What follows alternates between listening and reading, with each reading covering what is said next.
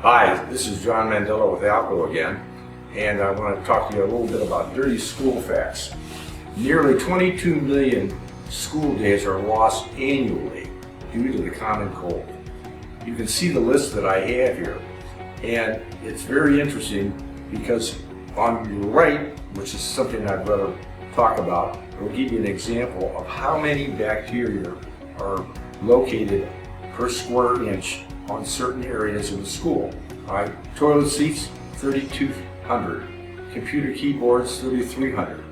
Cafeteria plate, 15,800. Cold water faucet, 32,000. Cafeteria trays, 33,800. Water fountain spigot, 2,700,000. This will give you an idea of how many bacteria can live and survive on any given day in any school. Bacteria are tiny, one-cell living organisms that live in abundance in living hosts, which could be plants, human beings, animals, and can be seen with a microscope. By nature, bacteria can either be beneficial or harmful.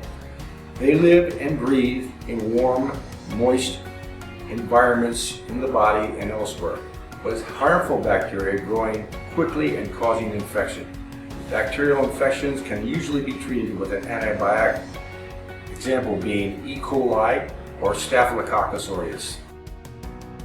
Viruses are smaller than bacteria and can be seen with an electron microscope. They can only reproduce inside the cells of a living host. Once infected, viruses can take over the genetic material of your cells and begin spreading and damaging cells, causing immune response. With symptoms that can be treated, a strong immune system in a living host is necessary to survive the infection because viruses cannot be killed with antibiotics. Pathogens are microorganisms like bacteria and viruses that cause infection and disease. Infection occurs when the microorganisms begin to multiply, and disease occurs when the cell in the body is damaged from the infection and signs and symptoms of illness appear.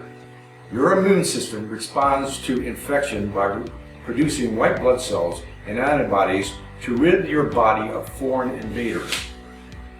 Many symptoms occurring, fever, fatigue, headache, and rash, result from the immune system fighting to eliminate the infection. Preventing cross-contamination. COVID-19 made the public more aware of the dangers of cross-contamination and the importance of cleaning.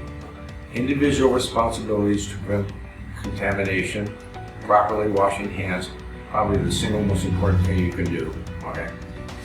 Before and during preparation of food, before and after eating, before and after caring for someone, before and after treating a cut or wound, after using the toilet, after blowing your nose, after touching garbage, and after using chemicals. If you're sick, you should stay home. Wear a mask along with others. Cleaning techniques to prevent cross-contamination are important. Using microfiber tools, implementing color coding systems. What I'm saying here is that if you're cleaning a bathroom, okay, you should have a different color mop than when you're cleaning a classroom or a hallway in a school, all right? Bloodborne pathogen cleanup. Properly disinfecting high-touch surface areas such as doorknobs, drinking fountains, keyboards, and water fountains. Using the right tools to clean is very important.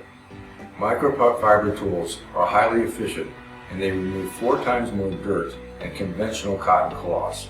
They're super absorbent, 200,000 fibers per square inch, holding 7 times their weight with water.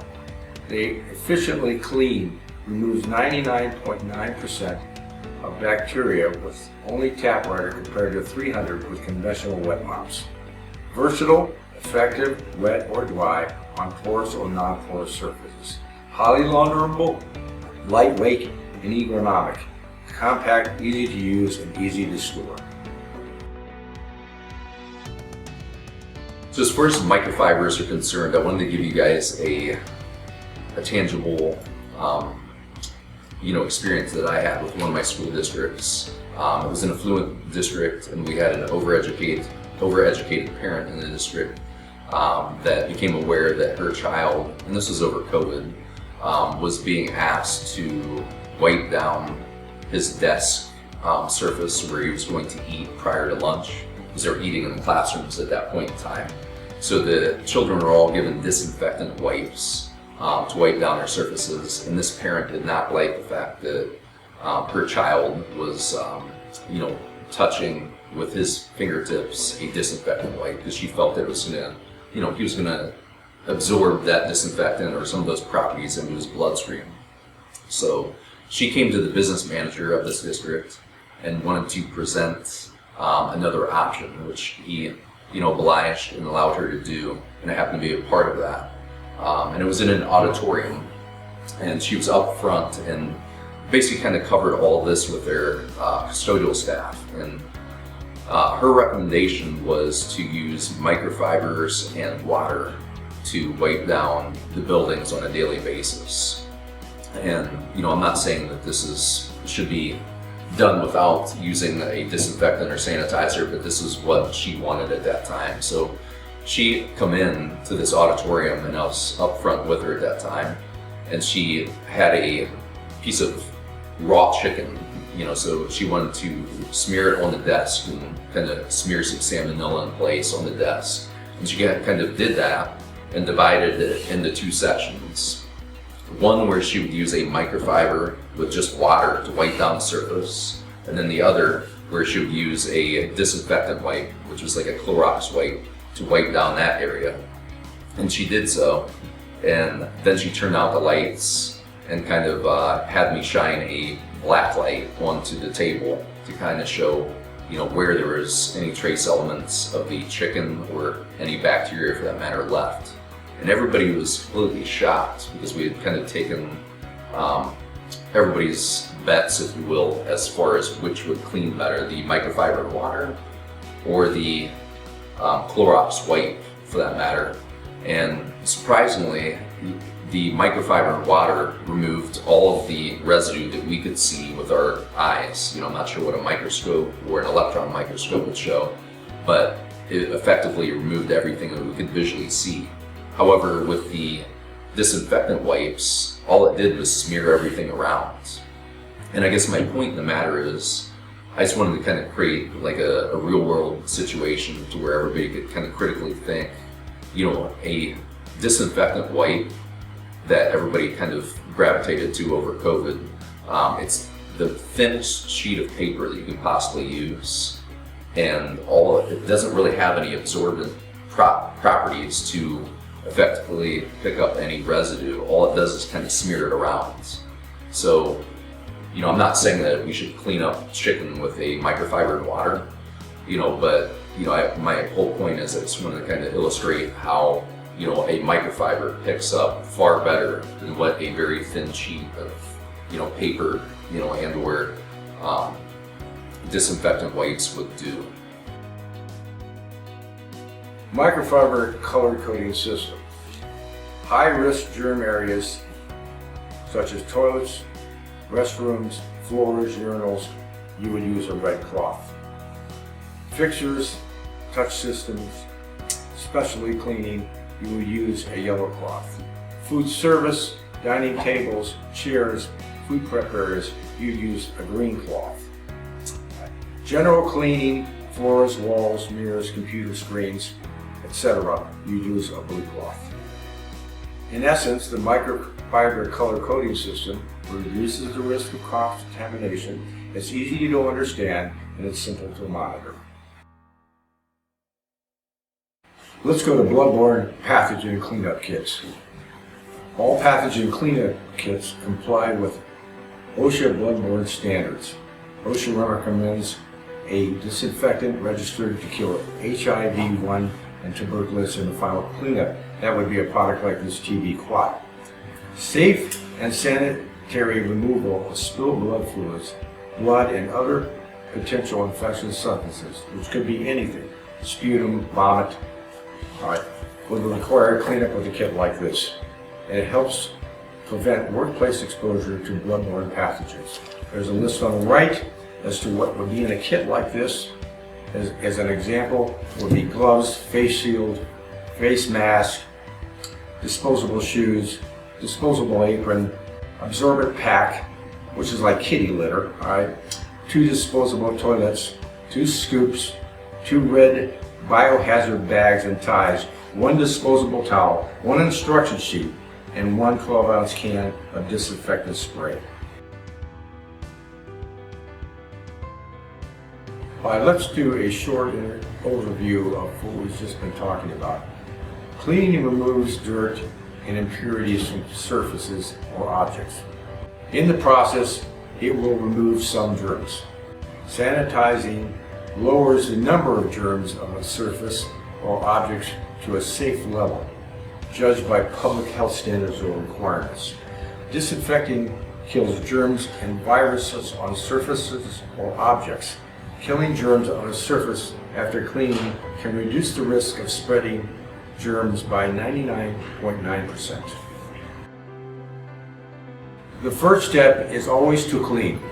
Impurities like dirt make it harder for disinfecting and sanitizing chemicals to reach and kill germs. Cleaning removes debris and some germs from a surface. The next step, that is to kill the remaining germs with a disinfectant or sanitizer.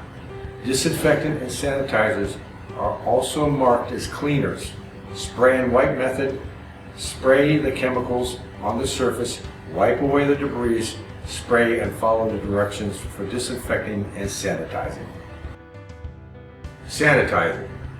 Sanitizing decreases, but that does not necessarily eliminate the amount of bacteria identified on the product label. Regulated by the EPA, it can only carry claims for bacteria, not viruses. Often used for food contact surfaces as they contain less harsh chemicals in comparison to disinfectants, the standard being 200 parts per million. Disinfecting kills or inactivates both bacteria and virus identified on the product's label on hard and non-porous surfaces. The only products approved by the EPA to kill viruses. A disinfectant works in a bathroom, high-touch surfaces, walls, desks, switches, push buttons, phones, etc. Efficacy and dwell times. Different products target a wide array of different bacteria and viruses. Make sure you're picking the one that targets what you want to kill. Dwell time is the amount of time that a sanitizer or disinfectant must be in contact with the surface and remain wet in order to achieve the product's advertised kill rate. Professional cleaners must be known for the target pathogens and the corresponding dwell times. Dwell times may vary from only seconds to 10 minutes or more before they achieve the desired pathogenic control. Here's an example of Alco's TB Quad and its dwell times. 10 minutes, 5 minutes, 3 minutes, for example, with MRSA, okay? 1 minute HIV-1 and 36 seconds on the norovirus. Dilution ratios. More doesn't necessarily mean better.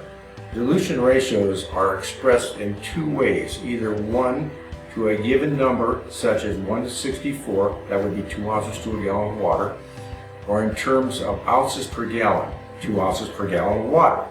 If you need to calculate the ounces per gallon of water, there are 128 ounces in a gallon. So 1 ounce to a gallon would be a 1 to 28 cut. And here's an example of this. A half an ounce would be 1 to 256. Okay? 1 ounce would be 1 to 128. 2 ounces, 1 to 164. 4 ounces, 1 to 32. Let's talk about the pH scale. Low pH, acidic, lower than 7 on the pH scale, 7 being water. When used in cleaning products, acid helps break down difficult stains like rust or mineral deposits. Acidic cleaners attack and dissolve these types of stains, breaking them down and making them easier to remove.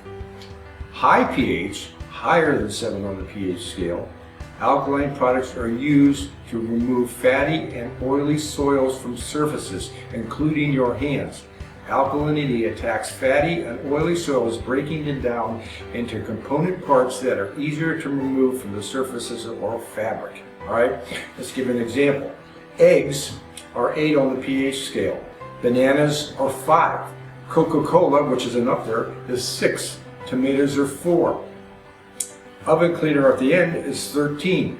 This will give you an idea of the relative strength of pH in your product if you're either ingesting in your body or you're using.